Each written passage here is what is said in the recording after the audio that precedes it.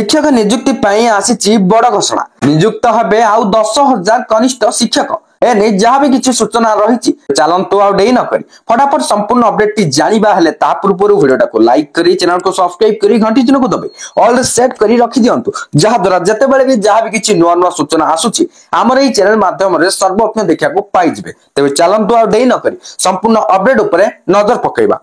प्राथमिक शिक्षा को सुदृढ़ करने अंटा भिड़ी राज्य सरकार राज्य में नियुक्त हेबे आहरी 10,000 कनिष्ठ शिक्षक बा स्कीमाटिक एपरी निष्पत्ति नहीं विद्यालय और गणशिक्षा विभाग एही नियुक्ति प्रक्रिया को स्वच्छ करा जिवो। नियुक्ति प्रक्रिया खूब शीघ्र आरंभ हेबो बोली विद्यालय और गणशिक्षा विभाग पक्षरु सूचना दिया जायछि। ए नै खूब शीघ्र विज्ञप्ति प्रकाश पाइबो। चलित वर्ष मोट 30,000 कनिष्ठ शिक्षकों को नियुक्ति दिया जिवो। राज्य में वर्तमान 20,000 कनिष्ठ शिक्षक बा स्कीमाटिक नियुक्ति प्रक्रिया जारी रही।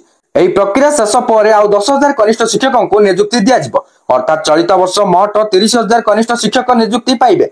जिला परिषद अधीन रे 1 वर्षीय चुक्ति भित्तिरे नियुक्ति दिया जिवो।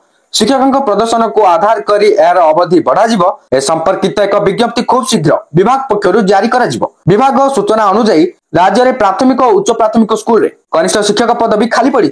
कनिष्ठ शिक्षक दाबी पूरण पाई गत 2023 अगस्त मासरे राज्य में 20,000 स्कीमाटिक कनिष्ठ शिक्षक नियुक्ति पाई विभाग पक्षरु विज्ञप्ति प्रकाश पाइथिला। सेप्टेम्बर मासरे प्रक्रिया आरंभ होइतिला। यार परीक्षा शेष हो जनवरी मास डॉक्यूमेंट जांच प्रक्रिया आरंभ होइछि। नियुक्ति प्रक्रिया रे अनियमितता अभियोग हाईकोर्ट रे केस चली।